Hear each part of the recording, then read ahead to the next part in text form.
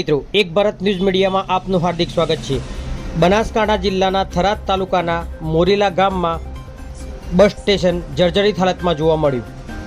થરાદ તાલુકાના મોરીલા ગામમાં આવેલું બસ સ્ટેન્ડ જર્જરિત હાલતમાં ખંડેર બની ગયેલું છે। જો કે ગામ લોકો બસની રાહ જોતા બસ સ્ટેન્ડ પાસે ઊભા રહે છે। જો કે આ બસ સ્ટેન્ડ ધરાશાયી થવાનો ગામજનોને ભય સતાવી રહ્યો છે। આ બસ સ્ટેન્ડ ઉતારી લેવામાં આવે તો મોટી दुर्घटना थती अटकी शके तेम छे, जेथी जल्दीथी ग्राम पंचायत द्वारा बस स्टेन्ड उतारी लेवानी कामगीरी हाथ धरवामां आवे तेवी गाम लोकोनी उग्र मांग उठवा पामी छे। बस स्टेन्ड जर्जरित होवा छतां उतारी लेवामां नहीं आवे तो दुर्घटना थई शके तेम छे। बस स्टेन्ड धराशायी थता जो जानहानि थाय तो आखरे जवाबदार कोण रहेशे तेवा अनेक सवालों ऊभा थया छे। आ जर्जरित बस स्टेन्डनो काटमाळ तात्कालिक धोरणे उतारी लेवामां आवे तेवी ग्रामजनोनी अने पंचायत अने सरकार जोड़े उग्र मांग उठवा पामी छे। पत्रकार हमीरभाई राजपूत, थराद।